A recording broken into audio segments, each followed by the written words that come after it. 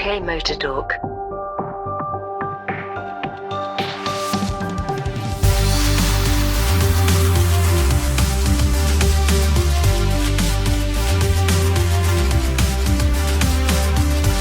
Hello and welcome to a UKMotorTalk podcast. I'm Mike. Hello. I'm Jim. Hello. How are we? And I'm Chris. Good evening. Welcome back, Chris. Good to see you again. So this is Chris Stradders, who we say Stradders. We're just going to say Stradders.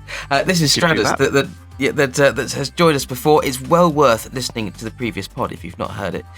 All about Chris's exciting life in fast aircraft, tornadoes, and of course flying in the Lancaster as well. It is. Well, I particularly loved that podcast. I really enjoyed recording it, and it's well worth a listen, if I say so myself.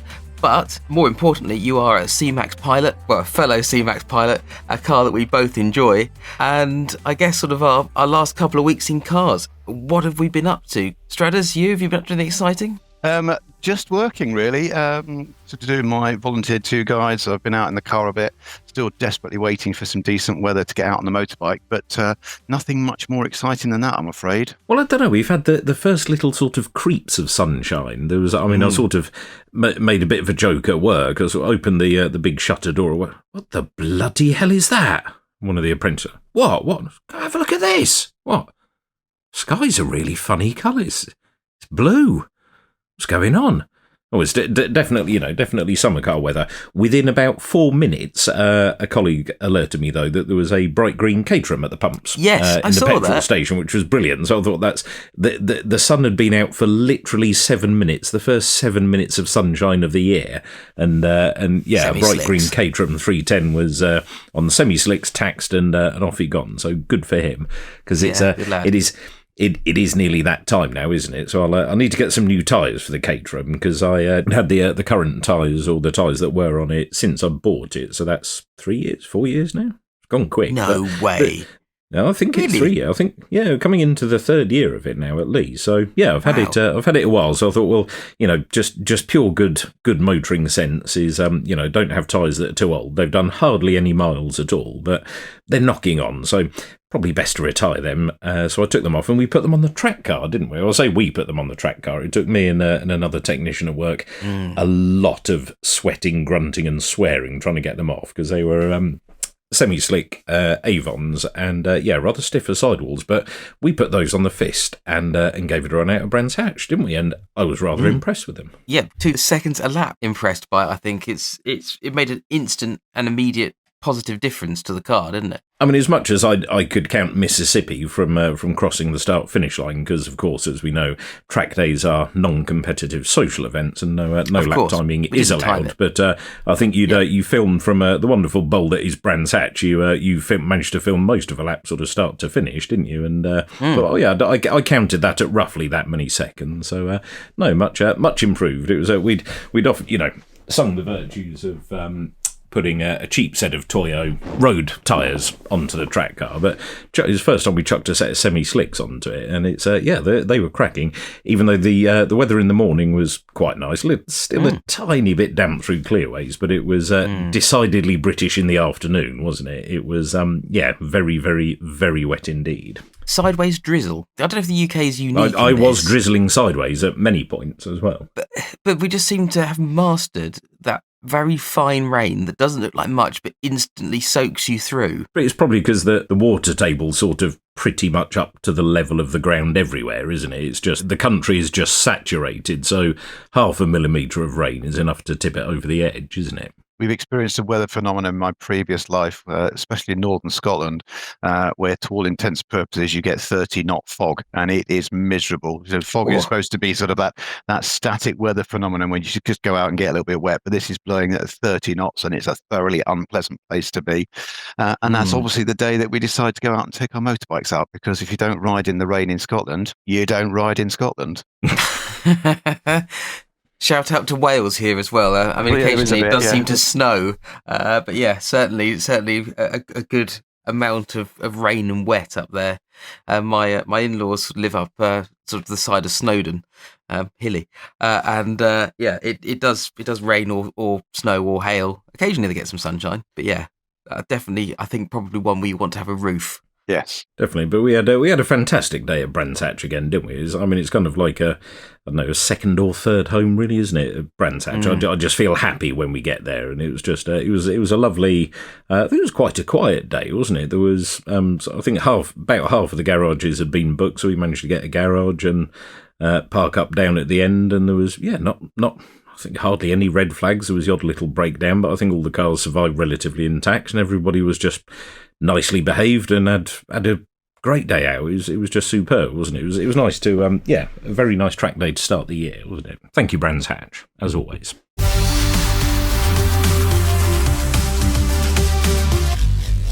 Whilst we're on the subject of racing circuits, then I know that you two are itching to talk Formula One. Which is most certainly a specialism for the two of you, and less so for me. That said, there have been a few things that have been puzzling me about this season and the changes that have happened, and undoubtedly we're going to hear about those as we talk through the teams team by team. Yeah, I mean, the changes are quite sweeping. I think we've changed, the power units and the cars, so the engines and the cars. Oh, and the tyres. And I think that's about all there is to Formula One in terms of regulations. The regulations have yet to be written about, heights and limbs and weights and abilities of drivers. It's sort of get on with it. If you've got a super license, that's it. The technical regulations don't apply to drivers yet. They don't need a minimum head circumference, for example. So the only regulations they tend to put in govern the tyres, the car, and the engine, or the power unit, as we call it these days. Tyres are tiny bit narrower. Supposedly not that you'd notice without comparing the two side by side, but the cars have got slightly smaller. And again, not so much that you'd notice side by side, but when you put smaller cars, smaller tyres together, they do look noticeably smaller on track. I think I don't know about you, Chris, but it's sort of giving me 2006, 2007-ish vibes to the car. They've got those kind of proportions to them. Yes, and you're talking about the rule changes. It is absolutely sweeping. It is almost everything in the car is different to how it was last year. And I read a quote that somebody said it is the biggest change in Formula One regulations since 1950. I'm not entirely convinced that's absolutely true, but it is certainly the biggest change we've seen for a long time. And I think I'm fairly confident in saying that it's given the team somewhat of a headache to try and get through those regulations, work out exactly what they can and can't do, and to try and balance the car. There has been some criticism from the drivers, quite a lot of criticism in the media about the cars and how they're being driven, and the fact that, to all intents and purposes, you can't go flat out for an entire lap. You have to be a little bit more careful, a bit more cautious. But I think hopefully that might open up the race a little bit and make it a little bit more tactical, rather than, now that we've seen the absence of DRS and we've got the front moving wings and the rear moving wings, maybe we can see a little bit more overtaking with aerodynamics and with power management. Yeah, I mean, I think we've seen a bit of mock racing or trial racing. I think there was a clip that I'd seen of the Red Bull on the Cadillac, and he accelerated, and I'll do my best impression of a Formula One car of going ee, and then he pulls out the slipstream and he goes and then he pulled back into the slipstream and he went ee, and he pulled out the slipstream and he went and then he pulled out the slipstream and he went ee, oh yeah, I can do it this time, and he managed to get the overtake done. It seemed a little bit odd with the aerodynamics and the revs and bits and pieces. I think there were some worries in the with the early iterations of the cars that they'd have to be, changing down a gear at the end of the straight, or, almost sort of dipping the clutch and redlining the engine to try and charge the battery up. I think those worries were a bit far of the mark. The FIA and Formula One as a whole have said that there are some reasonably easy fixes should they need after a few races to tweak the energy recovery and the energy deployment, etc. A lot of it comes down to, well, if we need to increase the rate at which you can harvest and decrease the rate at which you can deploy, then we can do that. And it's actually very easy. We just press a couple of buttons, type a couple of things into the parameters of the ECU, and off you go. And that's it. But I don't think we need too many knee-jerk reactions. What I think it will do, though, is bring a lot more variation into it. But what I think there'll be a bit of variation is track to track. So whereas in the past we've had domination of a team and they tend to dominate at all circuits, maybe slightly less at one circuit, a team that is all conquering and all dominant, but they're not quite so good at Monaco, or just not quite so good at Monza, but everywhere else they're fine. I think with the way that the power unit manufacturers have approached things will be big variations at different types of tracks. So we've had tracks that are easy to harvest lots of energy because there's lots of big, long, sustained braking events, and then there'll be other tracks where they're all quite higher speed, so there's less higher braking. So the energy recovery that you can do at Silverstone is very different to Monza, for example. Because Monza's very, very quick, but there's lots of big stops. You can harvest lots of energy. Silverstone, there's not too many very, very big stops. It all tends to be high speed. But we've seen through Barcelona and Bahrain, those are two very different tracks in terms of energy management and energy recovery. The only energy recovery that's available to them is MGU-K.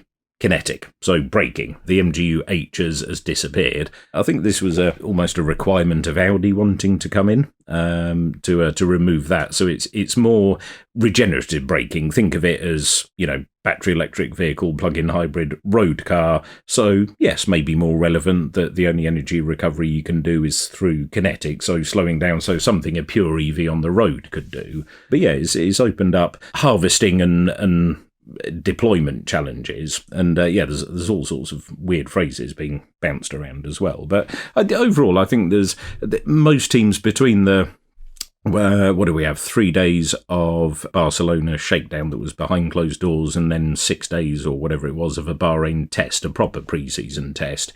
The teams just made leaps and bounds, and let's not forget we've got 11 teams, so approximately 11,000 of the brightest, sharpest minds in the business working on this.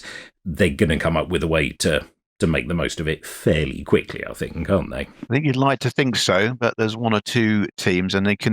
I'm going to take Cadillac out of the equation for anything that we talk about later on, because this is year one for them, and I'm not quite sure what their long-term plan is, but I think this is a look-see year for them to develop the car. But there's been one or two teams who maybe haven't performed quite as well, and we can discuss those a little later on. But maybe the testing hasn't gone quite as well for some as it has for others. I think there will always be the top four, certainly for the foreseeable future.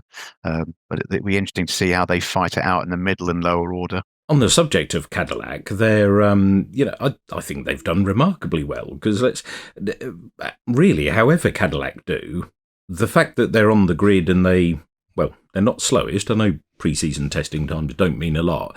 They look there or thereabouts. It's a phenomenal achievement what they've managed to get off the ground. So they've taken a slightly different approach to what Haas did a few years ago. They've developed a lot more bits and pieces in-house. They've started the whole thing from scratch. Okay, they're taking Ferrari engines and gearboxes, but I think they're even doing their own gearbox casing. They're only taking the Ferrari internals, I think. I could be wrong on that. But they've done a lot more than Haas did when they first started off, and develop a lot more in-house. So it's just where they are is staggering. Testing times don't mean a lot, but should we go through the testing times in, let's say, reverse order and chat about each team as we go along and not talk about Cadillac first? We're talking about Aston Martin first, unbelievably.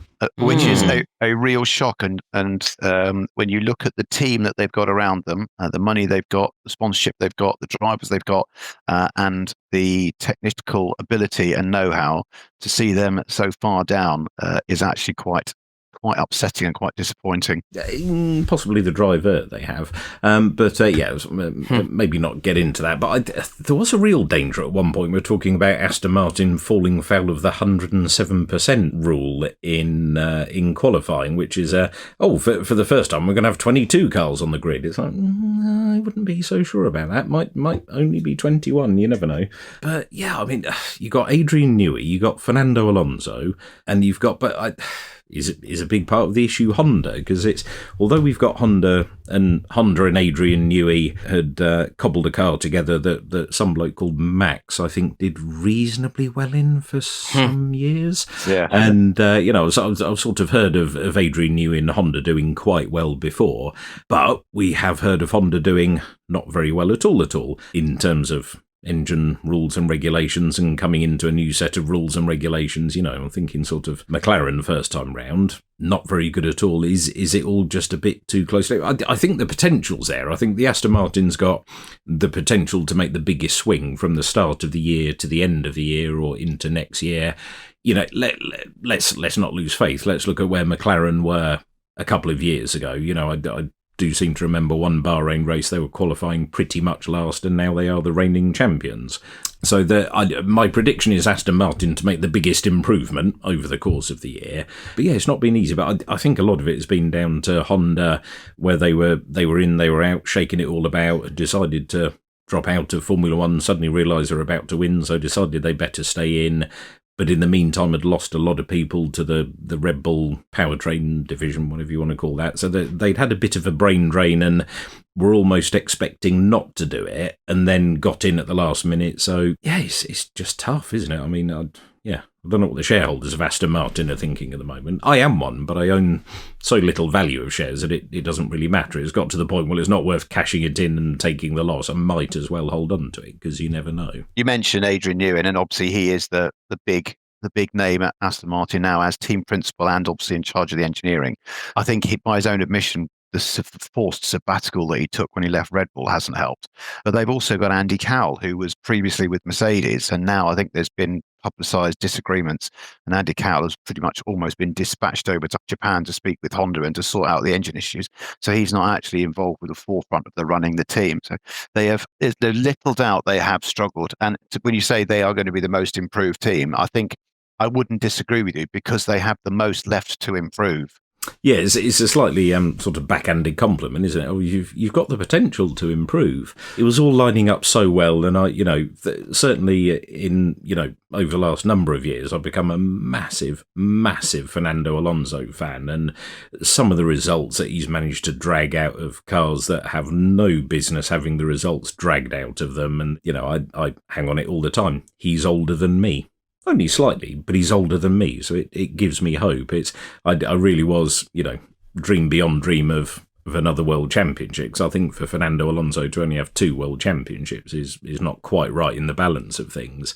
But when was his last race win? 2012, 2013, something like that. It's just crazy to think about it, but you have all those ingredients. Is it too many big personalities? I mean, you Adrian Newey, I've heard of him. Andy Cowell, I've heard of him.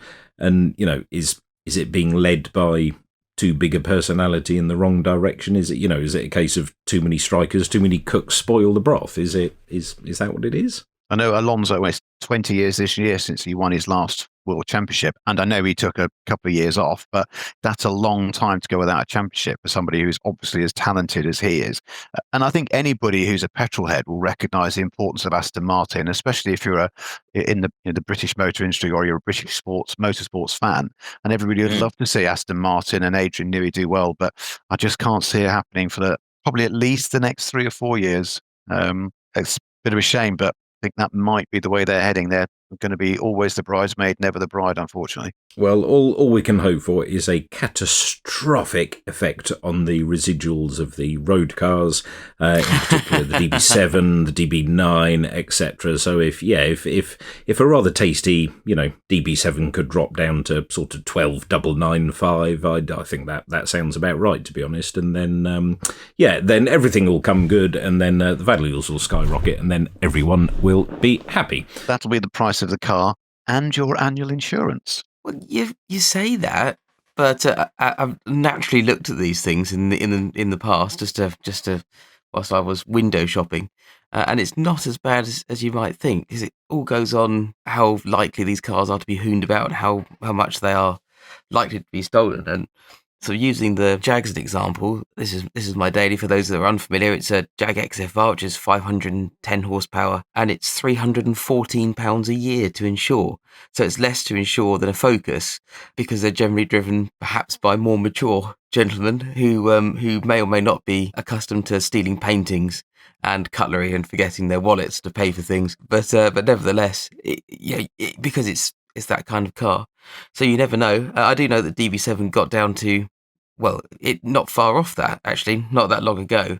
But yeah, the DB9 Rapide, I think the issue isn't actually buying the car, is it really? I mean, admittedly, that is an issue, but bearing in mind that they're probably as affordable now as they've ever been, being somewhere in the sort of 25 to 35 mark mostly, it's just looking after them, not a cheap car to own and run, I think. based on my extensive research, and I'm a peasant, so that's my problem. Anyway, as you were. Yes, we've done Aston Martin. I think we mentioned Cadillac in dispatches to say just great job so far and not bottom of the timesheets. Livery on the Cadillac, what do we think? I think I prefer it slightly more on a clockwise circuit to an anti-clockwise circuit, but I like the fact it's it's the same sort of colours. It's black and white, but I like the differences left to right. Just a flash of orange or fluoro yellow or something like that would set it off quite nicely. But it's very sort of 97, 98 West McLaren Mercedes sort of vibes, isn't it? I quite like it. It does look quite nice, but yeah, I agree. It looks better from one side than the other, although I haven't actually decided which side yet.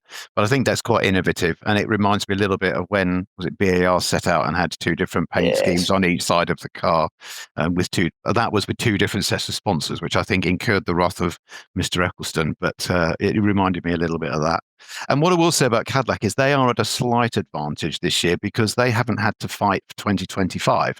So they've managed to dedicate all of their time, effort, and money to starting in 2026, and they've not had to campaign a championship whilst also developing a new car. So they have had a slight advantage.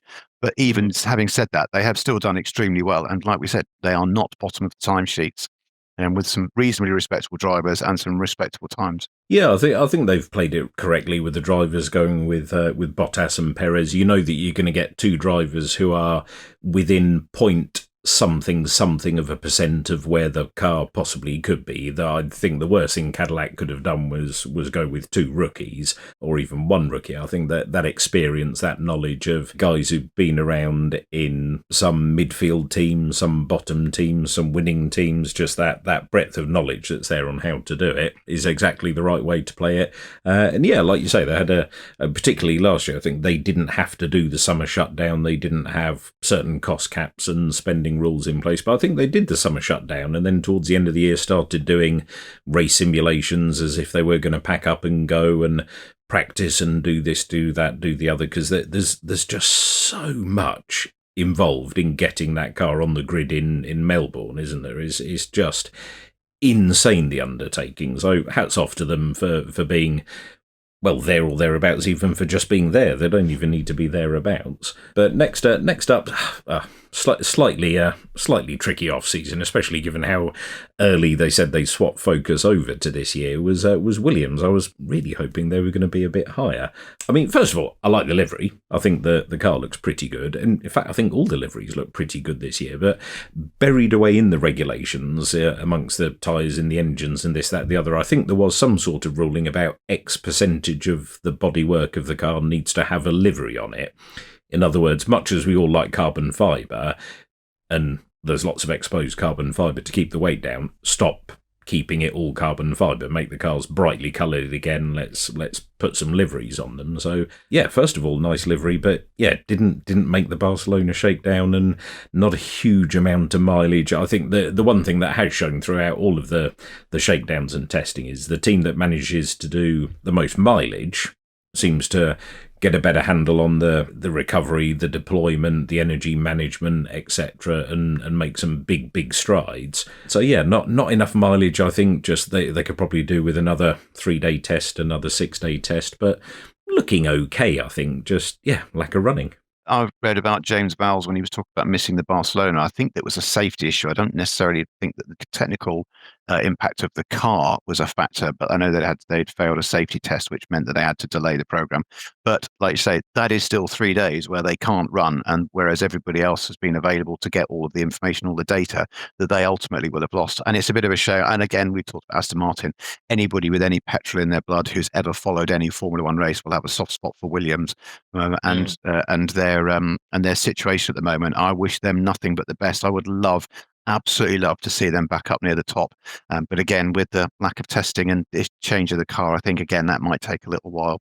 I'd love to see them do a McLaren and take a driver and constructors title in 2 or 3 years, but I think that's a big ask. It is. I think the car's heavy as well, by all accounts. So if in the first couple of races they can go on a bit of a diet and drill some holes in it, I suppose. I don't know. Whilst keeping it strong and safe, then fine. So I think there's a lot of early lap time, but again, they should make fairly decent strides as they go through.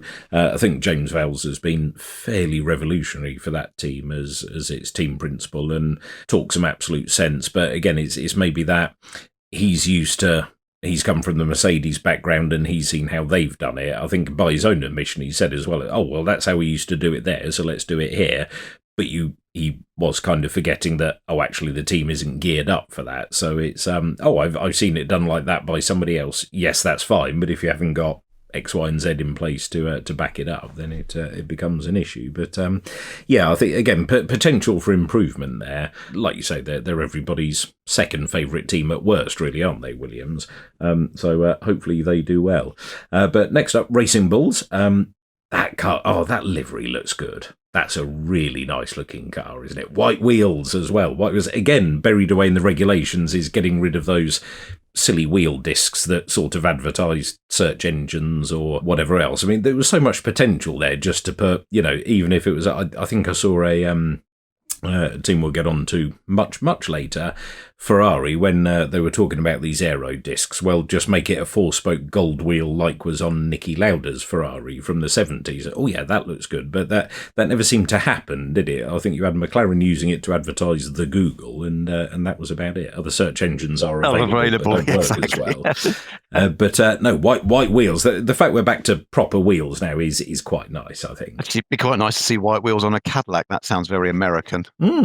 Yes, I was hoping for white wall tyres. Although I think the Pirelli branding has changed ever so slightly, so the tyres do look a bit more white wall if they're whatever the white wall tyres are, bread, butter, toast, jam. So yeah, hard I think are the white ones. I forget anyway.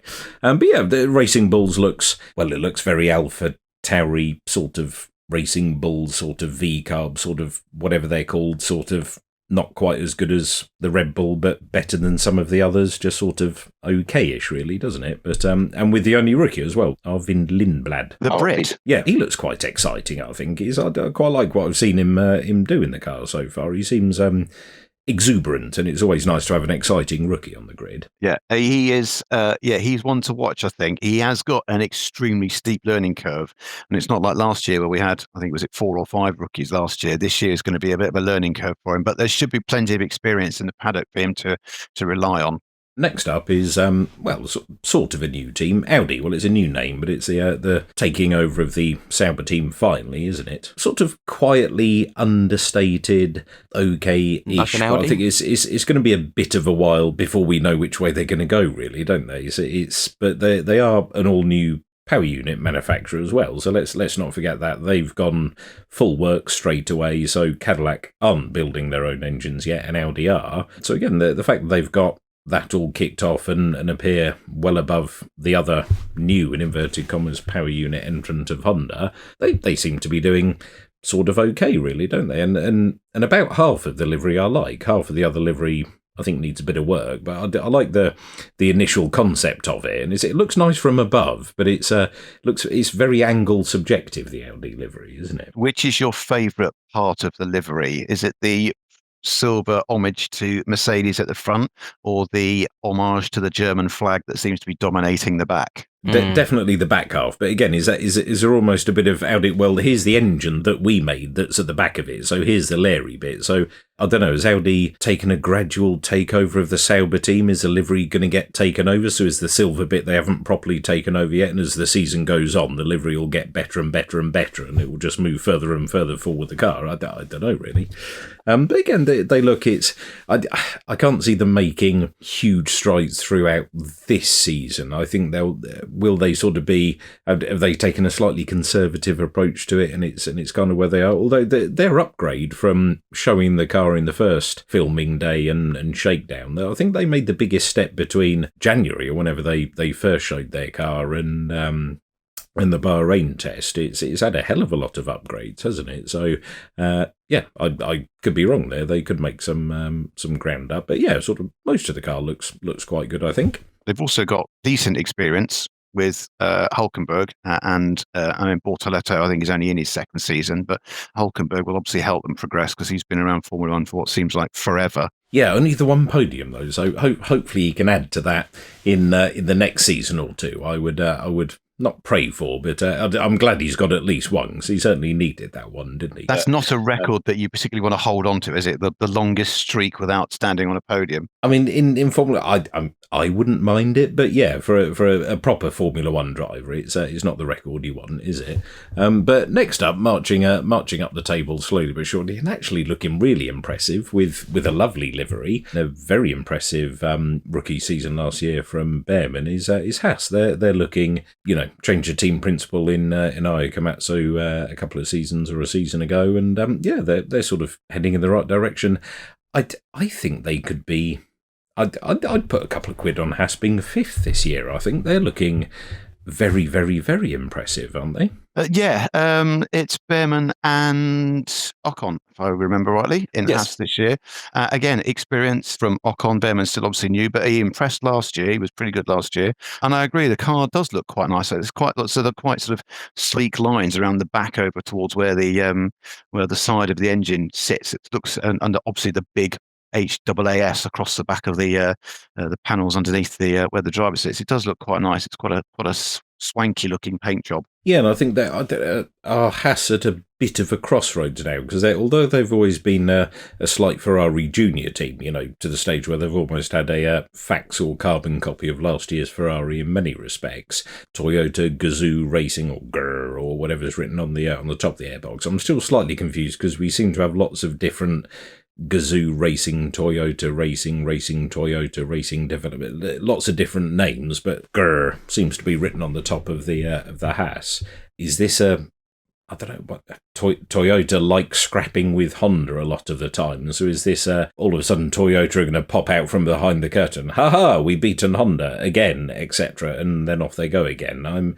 Is this Toyota coming back to form? Are we going to see a Toyota power unit in the next couple of years? Because Toyota don't do many, or don't seem to do a lot of pure electric cars, but what Toyota do very well are hybrid. When Toyota joined in the early mid 90s, I think it was, I can't remember the exact date, but they spent an absolute fortune and didn't actually achieve very much. So I think it would be nice if they can at least get some payback for the amount of money and the amount of time that they've spent. Yeah, I think there was the Toyota, we had Williams Toyota engines at one point, didn't we? And they had their own team in late 90s, early 2000s, and I think that whatever the figures were at the time, that seemed absolutely astronomical, but by today's money seems like not a lot. They held the record for most insane amount of money spent versus absolutely bugger all rewards whatsoever, didn't they? And then 2008, 2009-ish, they wandered off because the world had got a bit skint. And so it's it'd be good to see Toyota back in it, wouldn't it? Another manufacturer, and it's but is it another Japanese sort of in out, shake it all about as and when it suits? It's we shall see. But surprisingly, next up, and for any podcast that talks about Formula One teams in reverse order, Alpine. And again, road cars. We like the cars. I quite like the livery. It's very Miami. It's nice and blue. It's nice and pink. It's there's a lot more blue and pink on it this year. A lot less carbon fibre that you can't really pick out on telly. I mean, I like carbon fibre as much as anyone else, but on telly it doesn't really translate to the livery. You love carbon fibre much more than anyone else, to the extent that you absolutely would have. You do. You would have a carbon fibre toilet given the chance, wouldn't you? I would like a carbon fibre toilet seat, yes, but a Formula One car moving at a couple of 100 miles an hour, done entirely in bare carbon fibre, doesn't look the best, I must admit. So no, Alpine, they've chucked a lot of Alpine blue and BWT pink all over it. Fifth in the testing times. Alpine, of course, sister company of Renault. So Renault, with the all the history and heritage that they have in Formula One, have decided, no, not for us anymore, no. And off they've gone. So it's an Alpine Mercedes, which kind of sounds a bit weird, but on the basis of the fact that they've chugged around and done all right, and there seems to be less chaos at the team, I think Flavio has well, Flavio's sort of done Flavio things, hasn't he? He mightn't always agree with his style, but 9 times out of 10, he talks sense pretty much, doesn't he? Or it gets the right result, whether it's by the right means or not. I think if you're going to give an award for the team that has improved the most, it has to be Alpine, from coming pretty much, I think it was stone dead last year, with just almost no results for most of the season. To actually do what they've achieved in testing this year, I think is really, really impressive. I'm not entirely convinced I like the paint scheme. I think it's a little bit too pink. But other than that, with Gasly as their sort of lead driver, again, a bit like Ocon, only really achieved success on one occasion, but still got a lot of maturity, a lot of experience. I am foreseeing good things with them. And now that they've split with Renault and got a Mercedes power unit, which I believe is powering 4 of the teams on the grid, they will be getting lots of feedback from the other teams. So they will be able to, I'm getting a thumbs up from James, I must be right. They'll be getting a lot of feedback from the team. So if there are any issues, it's not like one team with one engine where you have to do all your own learning. If they are working together, then they should be able to get that experience from the other teams. Only a fool learns from his own mistake, a wise man learns from other people's. So I've got high hopes for Alpine, and I hope they do really well. Yeah, I think it just simplifies it, and again, not to underestimate the task that is being a Formula One team and running a Formula One team, but it just cuts a bit of the distraction and a bit of the, what's on my to-do list. If you've got somebody like Mercedes sorting your engine or your power unit for you, just a bit less distraction. Is it just that little bit easier? And I mean, what is Alpine in terms of a Formula One team? Is it a marketing exercise? Is Red Bull, Alpine, Aston Martin, Mercedes, Ferrari, are they all just marketing exercises? Possibly. So actually, does it really matter what power unit's in the back of it? Not to the outside world, does it? People don't remember. I mean, we've had Lotus, that team Lotus, they've had Renault engines in the back of it. The Enstone team has had, throughout all of its various iterations, it's had different engines in the back of it in the past, so it doesn't really matter, does it? So no, good luck to them, because it's never nice to see a team really, really struggle, such as Williams struggled a good few years ago, like really, really, really struggled. It's good to see them at least sort of return to that, about where they should be, competitive, not off the back, could have a good result on, the right power circuit with the right variation, etc. So no, good, all good. But I think we're probably at a 2-team F1 for the certainly for the next season or two, as tends to happen with regulation changes. So we're into the top 4 really now. So 4th up in the testing times, but it's all very, very close from here on in. 4th up were Red Bull. The car's all glossy, it's nice bright blue, etc. It makes a nice change, although the base livery is the same. The fact it's glossy looks quite nice. Max Verstappen, Isaac Hadjar, they look... There's certain tracks, I think, where they could do very, very, very, very, very well in terms of energy harvesting and how it works. They seem to have a handle on high revving, banging the car down into first gear, maximising revs, maximising harvesting.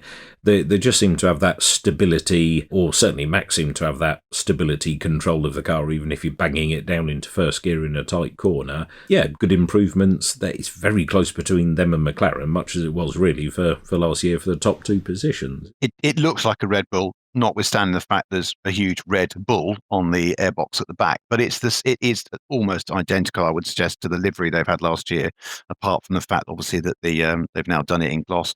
I think the new change to the engine might have an impact, and I know Max Verstappen has been fairly vocal in his criticism of the new regulations. I think he quoted it saying it's Formula E on steroids. So he's, as any racing driver wants to, they want to put their foot down and then brake at the last minute, and then as soon as they get around the corner, put their foot down again and carry on like that. And I don't think the energy harvesting and the change of strategy and the change of tactics and the change of driving style is particularly going to suit him very well. Yeah, I think there's, and again, certainly for certain tracks where there's an advantage to lifting off earlier and coasting and taking a slower line, a slower speed into one corner to make it all back the other side. It's a bit, I'm sort of drifting in and out of Formula E. I do struggle to watch it, I must admit. But there's the odd race I sit there and watch, and I think as soon as they go through this bit that's highlighted in the track, they'll then get some extra speed. And it's like, yeah, but why would you want to be all the way over there? That's the wrong bit of the track. It is a little bit Mario Kart. Oh, you take the snicket, bit. So you drive through the muddy bit to start off with, but then you hit a super speed and a jump, and then you shortcut half the track. Yeah, I'm not sure that's right. He has got a point. And again, going back to early in our chat, the FIA have said they have looked at it, can look at it, will look at it. I don't think we need a knee-jerk reaction. I think they do need a reasonable data set out of probably the first half season, to be honest. There's rumours of engine compression ratio test changes coming in for the summer break for August. Has been much discussed. The compression ratio as it stands in the regulation is only measured when it's cold. So Mercedes have said, well, there's the compression ratio when it's cold. What then happens when it's hot? Well, you don't measure it, so it doesn't matter. Ah, yes, but the car needs to comply with the regulations at all time. Okay, well, go around the track at 200 miles an hour and measure the compression ratio whilst it's doing 200 miles an hour. Feel free, get on with it. There's what's written in the rules, there's what's not written in the rules, and there's the prove that I am breaking the rules. There's all this sort of thing. They will get a handle on it. I think ultimately, as long as we end up with just a lot of, graphics sponsored by QVC or AWZ or BMW or whoever it is that do all this overtake possibility in a couple of laps time or whatever it is, all that sort of stuff can kind of be at the side, as it just needs to be I don't know, if that race pace is slightly slower and you're pressing a lot of buttons in the car and whatever else, but as long as you're not focusing on it too much, you don't want that gimmicky style of overtaking. But he's got a point. It really should just be on the, I can brake later than you, I can carry more minimum speed through the apex than you, and I can get on the power early than you.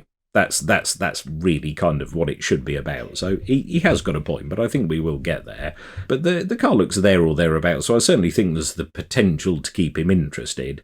And as last year showed, if there's even a hint of a championship or a hint of a championship run, Max Verstappen will give it everything. He will get 102.72% or whatever the laws of physics dictate can get out of that car, plus a little tiny bit because he is Max, to be there or thereabouts. So into the top three, well, McLaren, reigning Drivers' Championship, Lando Norris, golf clap. Reigning Constructors' Championships look okay-ish. I think they have spent most of the tests with not quite the latest or the upgraded version of the Mercedes engine, so there's a bit of lap time to be had there, but they look there or thereabouts. It's not quite the dark horse, not quite quiet, but they've kind of just sort of turned up, got on with it, driven around and done some testing and gone home, really, haven't they? They haven't shouted too loud, but they haven't fallen over too spectacularly. The car looks good, although, again, paint scheme very similar to last year, and we mentioned the Google centre points for the wheel in 25, and it's now obviously around the outside of the rim, so they've still got the adverts there. Their issue this year, it needs to be orange and white, doesn't it? Really, yes, rather than orange and black. But or orange and light blue, if I dare suggest that, as a throwback to previous era. Again, I think they may well have similar issues to last year when they've got two extremely fast, extremely competitive drivers, and neither really is prepared to give an inch. And I do hope that we don't have a scenario a la Mercedes in 2016, Rosberg and Hamilton, where these two end up denying each other race wins or championships because they're too busy fighting amongst themselves. Yeah, I think I can kind of see that for McLaren. I can see McLaren being second in the Constructors' Championship, but neither driver being second in the Drivers' Championship, because they are that closely matched, as you say. But again, let's not ignore the improvement that they made over the last couple of seasons to be from where they were 4-5 years ago to where they were at the end of last season. Their potential for improvement is massive.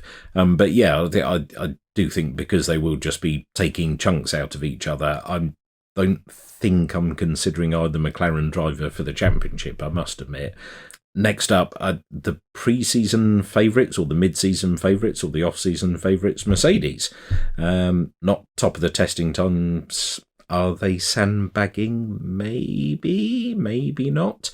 Looking very good from a power unit point of view. George Russell looking, he's looked championship ready for a couple of seasons now, hasn't he? Particularly last year. very, very impressive. If anyone can ace a new engine regulation, it's Mercedes. The car looks stunning. I have to say, I love the black being my favourite colour. And I said, I'll start choosing a different colour when the event's something that's darker than black. But the car looks fantastic. And I'm really pleased that they're still keeping the homage to Niki Lauda with the red star on the airbox.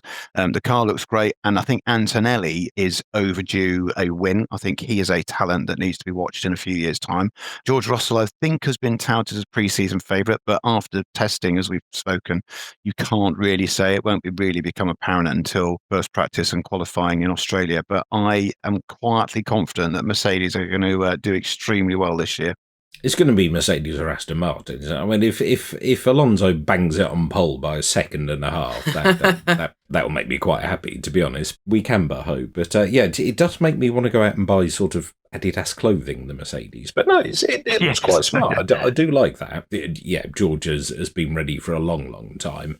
And as you say, Kimmy's, if he can just dial it down from 178.5% to 114%, he'll be okay, I think. So it could be. Between the two, I'd still put my money on George over the course of a season, but I think Kimmy's got that potential for some stunning results and some untouchable days in him, which I'm looking forward to see this year. A little bit like McLaren, Mercedes have a lineup where they can bring good results, not necessarily by winning, but having two cars in the top 2, top 3, top 4. Whereas I think Red Bull, now Isaac Hadjar had a great season last year, if you ignore the slight mishap he had in Australia, and finished on the podium. But I do hope he's not going to be yet another one of these Red Bull drivers who's merely just there to make up the numbers whilst Verstappen disappears off into the distance. But so of those top 4 teams, 3 of them have got real good chance at the Constructors' Championship. I can't really see Red Bull taking it, and I hope I'm wrong, because I'd love to see Hadjar do well, because he's a great driver and a really great personality. But I think that's where Red Bull potentially will lose out on any Constructors' silverware. On the subject of the driver changes in the meat grinder, we've had a couple of reasonably high profile departures from the Red Bull stable with Christian and the good doctor. I don't know, under Lauren, Red Bull just seems a more balanced organisation, a more calm organisation, a more engineering-led organisation. So I think there will be that. And also Isaac's driving style seems a bit closer to Max's than maybe some of his teammates in the past. So I would think, Lauren is bright enough to realise, no, we need a couple of good drivers with this. We've seen where Red Bull ended up with Max Verstappen and a car that only Max Verstappen could get on with. It was borderline last in the Constructors' Championship if it wasn't for Max Verstappen, and winning the Drivers' Championship, and that's not the way to do it. So I think with that and the rotation out of Dr. Marco, I think there'll be a bit more stability and a bit more comfort from the drivers that, no, you're in for the season, that's it. Don't worry about it. You haven't got the doctor breathing down your neck, phoning you up at 6 o'clock on a Monday morning telling you had a race or anything like that, just, for some real extra Monday morning motivation. Not knocking what Dr. Marco has done for motorsport and the Red Bull organisation as a whole, but we must take everything in balance with how you are as a human being. I think the Red Bull will be a bit more balanced and a bit more led towards both of the drivers.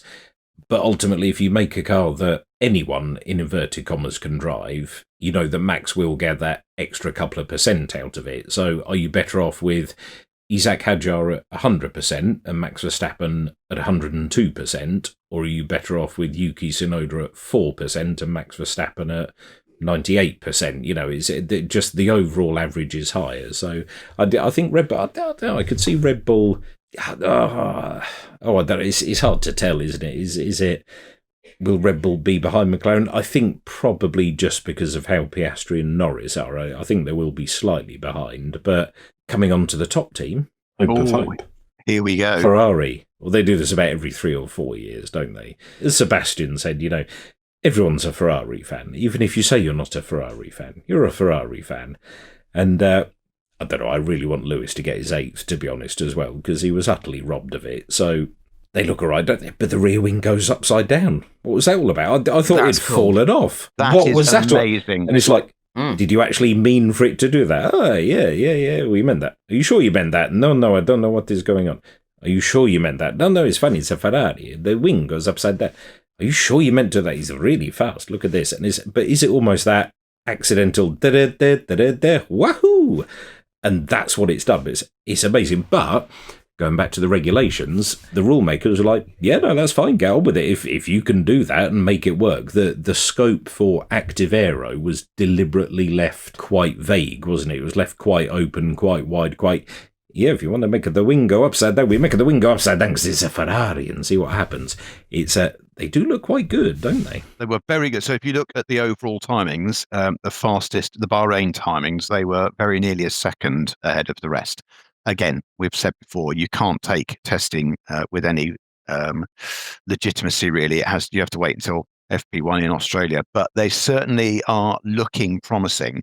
And after the season that, again, not just Lewis, but Charles and the whole team had last year, which was pretty much a disaster, I think anybody, again, we've talked about petrol in the blood, anybody who's a worldwide Formula One fan has got a bit of Ferrari red in their blood, and they would love to see the team and all the Brits who support Lewis Hamilton would love to see him do well.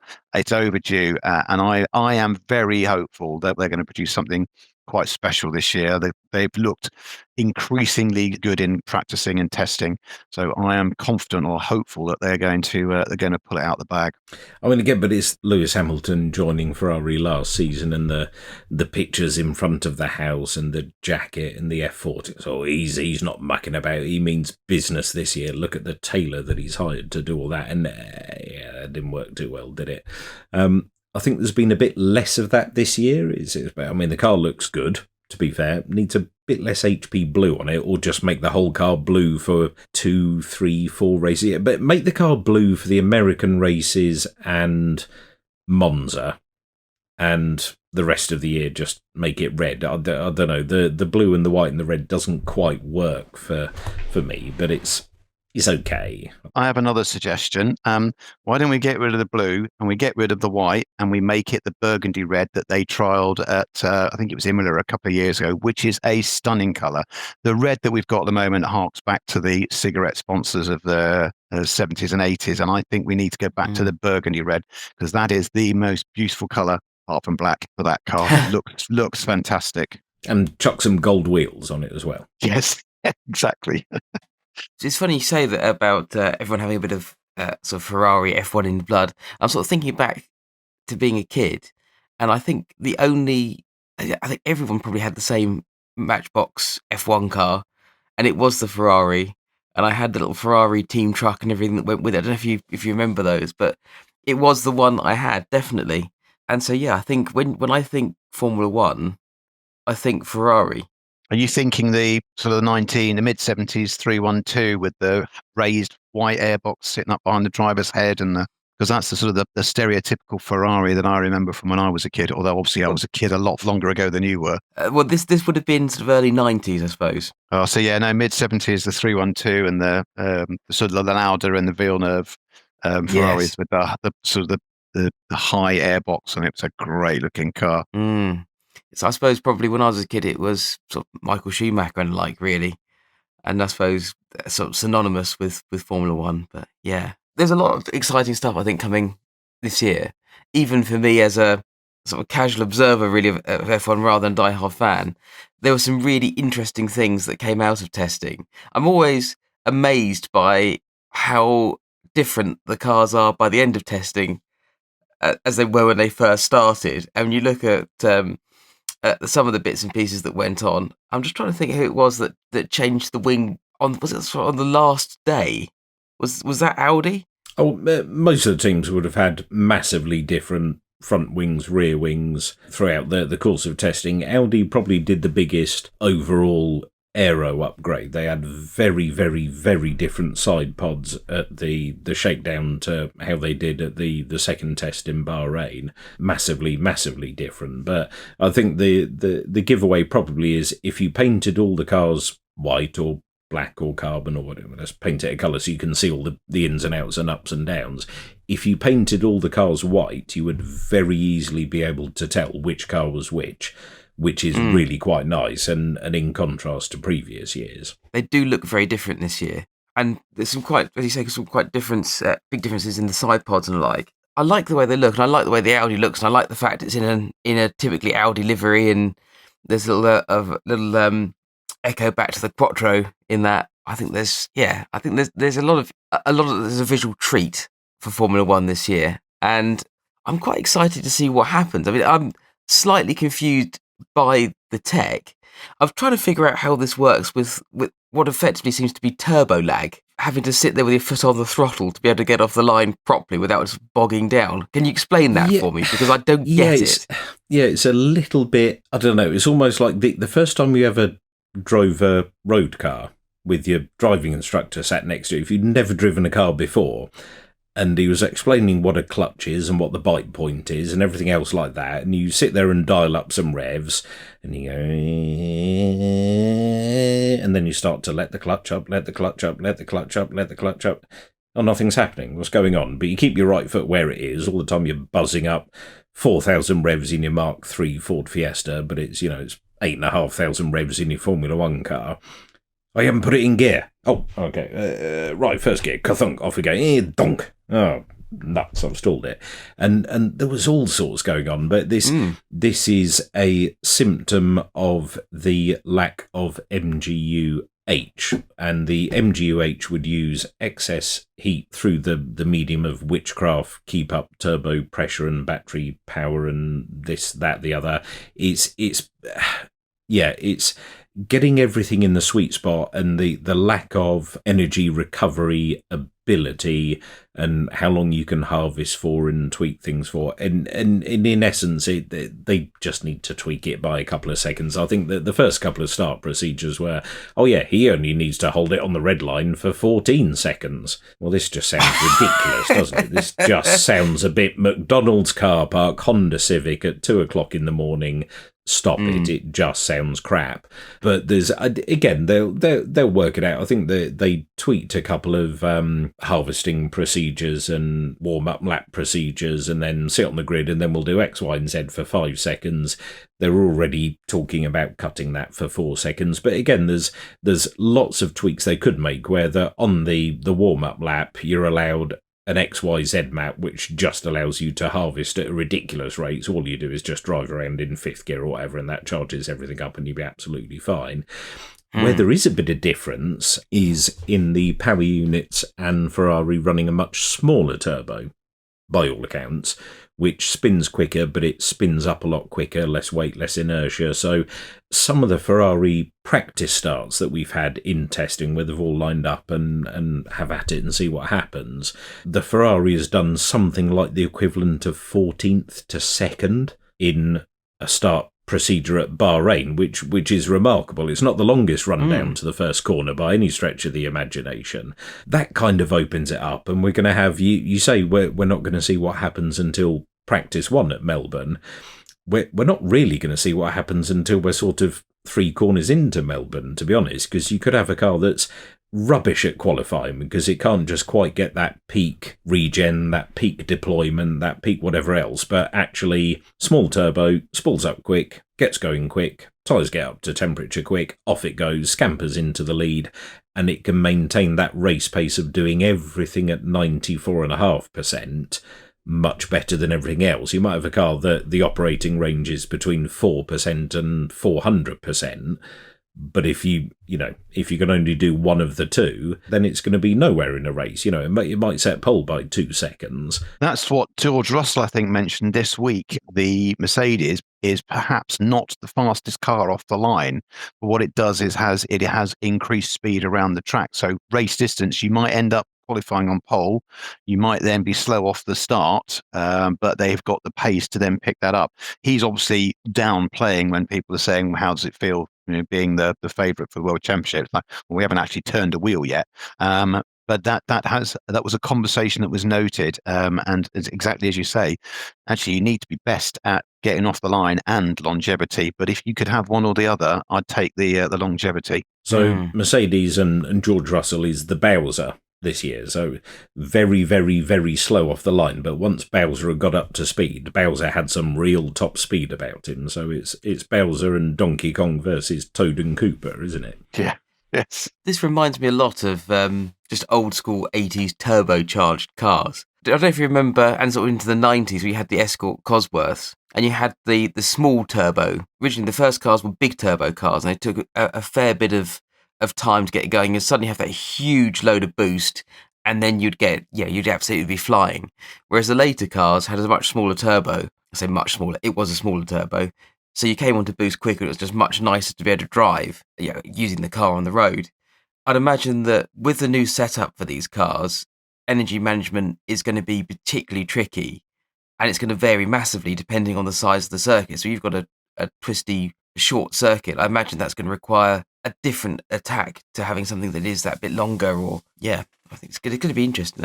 Which is something we talked about briefly earlier on. Some of the cars will work very well on different circuits, though. Will work well at Monaco, but won't work well particularly at Silverstone or Monza or the Hungaroring or something like that. And as we were talking about, the way that they are being driven, where you have to manage the energy management and then use it at certain points around the track. And all the drivers, I'm guess, will have different ideas about where is best to use their energy for the best overtake. So tactically, it's going to be interesting to see. It is going to be different. It is just not, as we discussed, pure racing, as in you put your foot down and you keep it there until you get to the breaking point. It is going to be a little bit more tactical, just requires a little bit more thought, because obviously, like, they're not busy enough as it is driving those cars. They now have to energy manage and decide when they're going to use the performance of the car for the best position to overtake. Racing chess. Really, whether you're a technical geek and you're liking the harvesting and the deployment and the XYZ, and he's doing this, and my diffuser's producing this amount of rear pressure, and blah, blah, blah, blah. Whatever you like, whether you like the geekery and the engineering behind it, whether you just like the racing, I think there's going to be so much variability and just so much excitement this year. And I quite like the days that we had in the past of you turn up at one track one weekend and one team would be out in front with another team behind.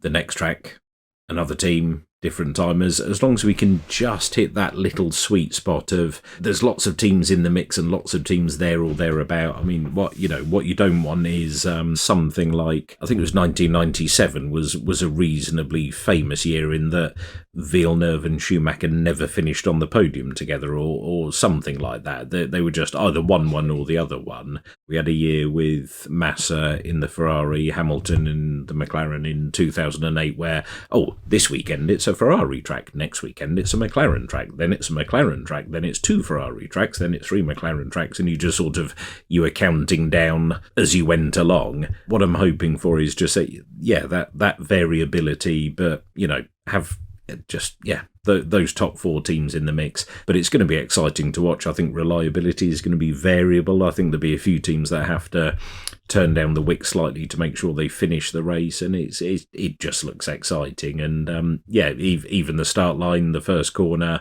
you're not really going to know what's going to happen until the last lap, really. So and that's what makes it exciting, isn't it? And I think if you are interested in the racing, then the best thing can happen is, like last year, where it goes down to the finale and there's three people in with a chance. Can we please not have a title decided at Hungary?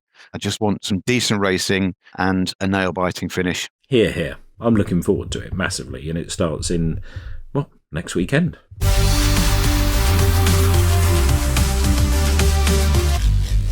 Right, we're going to move on to talk about something entirely different now, because there's a number of things happening throughout the year that, of course, we are looking forward to going to. Of course, we've got Goodwood, a number of events that are going on there, but there's also a number of events going on at Haynes Motor Museum.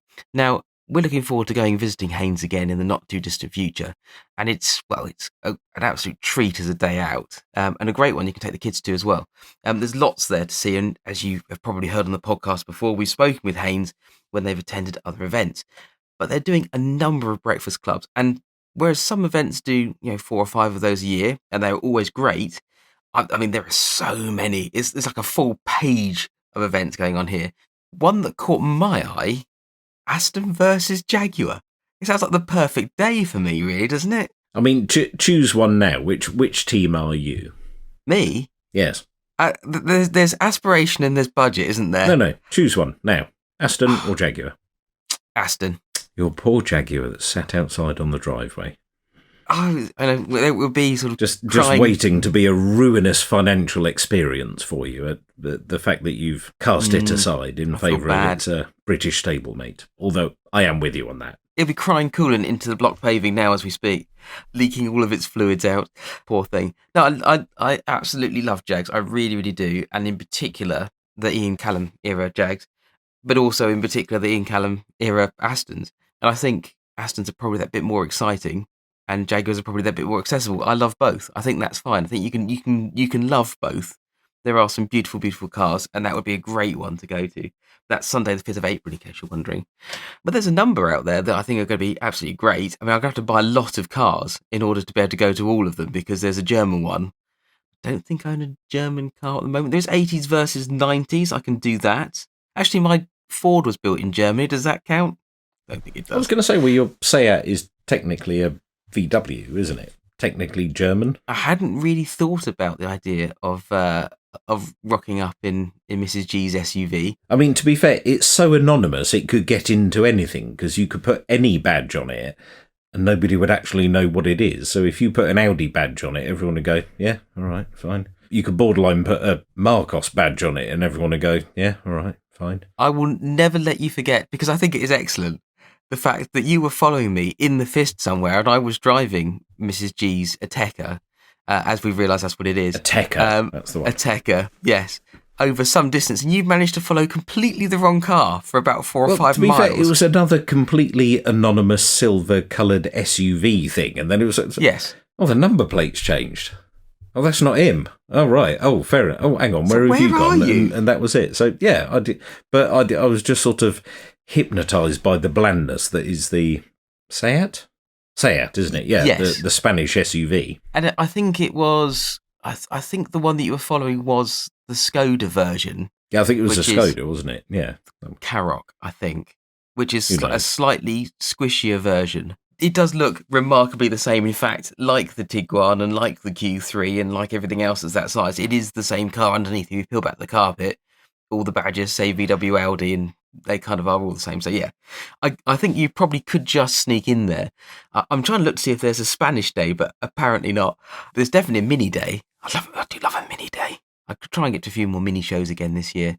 And there's a classic cars and bikes as well. Some bike stuff there for you, Stradders? I'll pack my bags. I'll be there for the next event. Yeah, the bike one sounds good, actually. I've looked it up on their website, and I think it's middle of June or beginning of June. So that might be something I could try and attend. I think that would be outstanding. Well, they've definitely picked the best months, I think, for this. So Sunday, 7th of June is classic cars and bikes, presumably classic bikes as opposed to just classic cars and bikes. The month after, on the 17th of July, in the evening, is bikes and bangers, which presumably is bikes and sausages as opposed to bikes and just slightly dilapidated cars.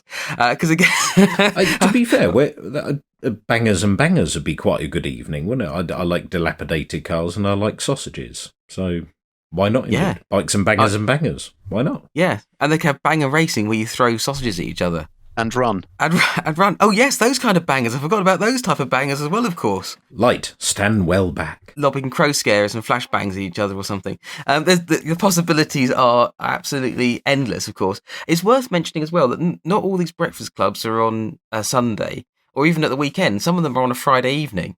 So there's some that are 6 to 9 p.m, so you can go after work. So tractors and tatties. That's a good time for breakfast. I was very careful how I read that out. 5 o'clock in the afternoon. That's very student lifestyle, isn't it? Yes, Friday, 22nd of May. So they're not all breakfast clubs, but there are several breakfast clubs as part of this. Some on Saturdays. Some on Saturdays. There's one on Saturday. But I think it's important to say with these things, it's just getting out and about and meeting like-minded petrol heads, isn't it? Because it's very easy to sort of stay cooped up and look at these things on the internet or YouTube, and you know, we are on the internet and we are on the YouTube, when we are at UKMotorTalk pretty much everywhere. But I think that the funniest or the most fun with cars is meeting like-minded individuals, or bikes as well, isn't it? We're all petrol heads at heart, so get out there and meet people and go along and have a good time. I think you'd be glad you did. Definitely. And I think it was with the Haynes Museum, it's worth spending a bit of time just wandering around the car park like an absolute lunatic, pretending you've lost your car. But there are loads of really interesting cars that turn up and park on the sort of track, the sort of test track that runs around the outside of it, because of course they're petrol heads as well, so there's always something interesting that turns up, so that's worth a look too. But yeah, we definitely look forward to seeing a bit more about the Haynes Museum, so watch this space. Sounds perfect. And I guess on that note, it's probably time for us to end. I hope you've enjoyed our special on Formula One. So from me, Mike, goodbye. From me, Jim, it's goodbye. Take care. And for me, Chris, thanks again for the invite. I've thoroughly enjoyed chatting to you, and I hope we can catch up again soon. Thanks for coming along. You're very welcome. Absolutely my pleasure. Bye-bye. Cheerio. UKMotorTalk, a First Take Media production.